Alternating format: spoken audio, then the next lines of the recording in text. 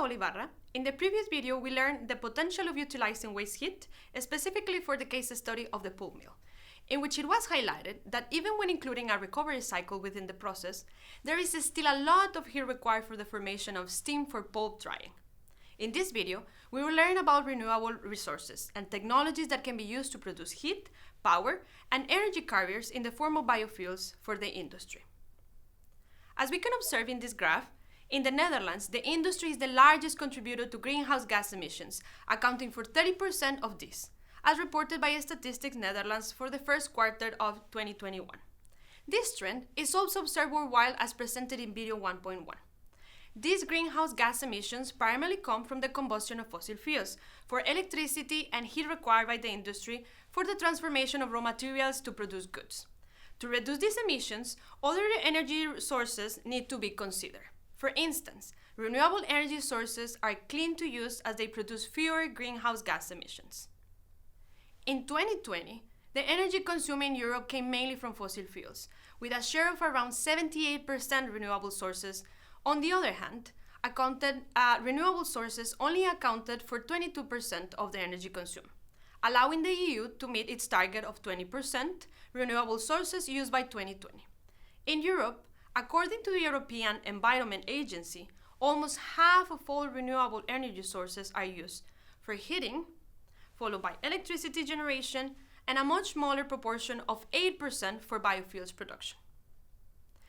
Examples of energy sources include hydroenergy, alternative carbon sources such as biomass, then solar, wind, geothermal, biogas, and hydrogen. From these, in 2018, biomass supplied about 80% of all renewable heating, mainly from solid biomass burning. Concerning electricity production, the main sources are wind power and solar photovoltaic electricity, as well as by other renewable energy sources like solid biomass combustion. On the other hand, in transport, renewable energy made up to 8% of all energy used in 2018. Biogas, hydrogen, and liquid fuels from alternative carbon sources such as biomass accounted for the bulk of this. As explained before, alternative carbon sources can be used for the production of heat, power, and fuels, which makes them potential sources for defossilization of the manufacturing industry. Renewable carbon comes from sources which can be grown, captured, or recycled. These include alternative sources like biomass, CO2, and wastes. For example, recycling of already existing plastics and other organic materials. In video 1.6, information on carbon capture and utilization will be provided. Since biomass is used to meet a variety of energy needs, let's have a closer look at the types of biomass. Biomass resources include wood and wood wastes, agricultural crops and agricultural residues, municipal solid waste, waste from food processing, animal wastes, like manure, for example, and algae. From these, wood and agricultural residues can be classified as lignocellulosic biomass.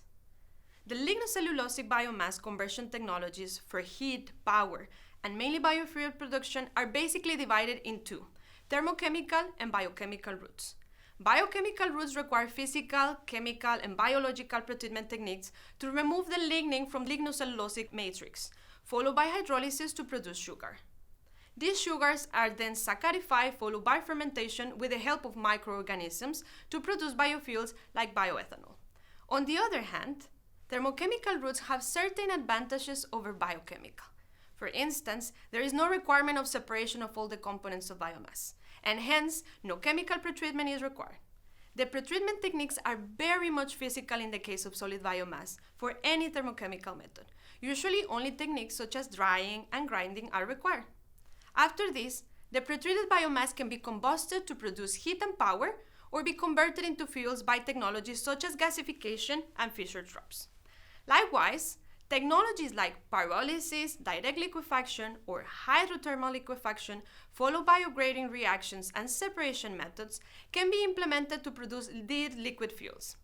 For instance, hydrothermal liquefaction is the conversion of biomass by processing in a hot pressurized water environment for sufficient time to break down the solid structure to mainly liquid components.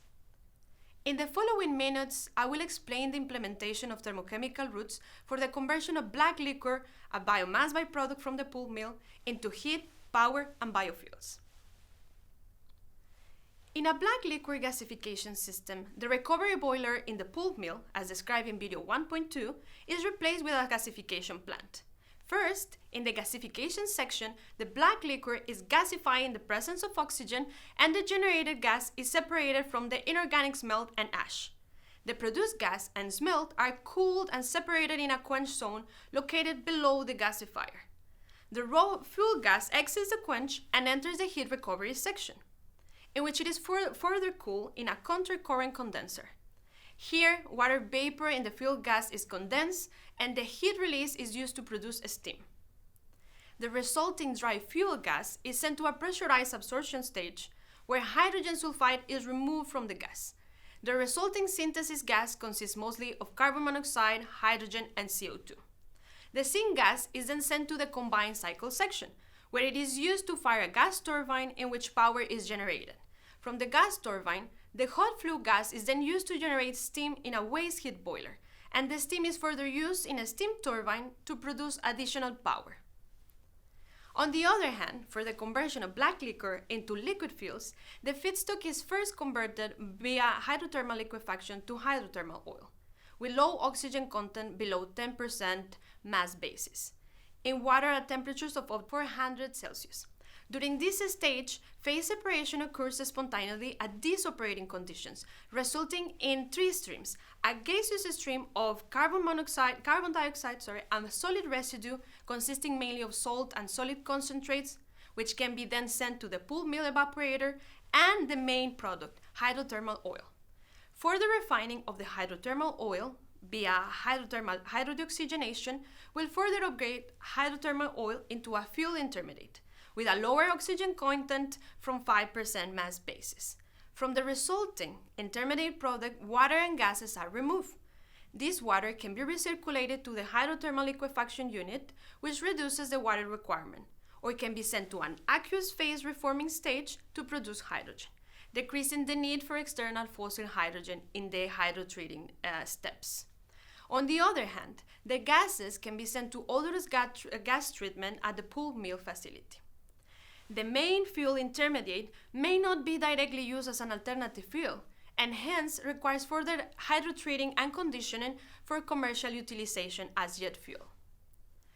To summarize, black liquor has been presented as a byproduct of the pulp mill that can be potentially used as an energy source, and it can provide an 83% reduction in CO2 emissions compared to fossil fuels.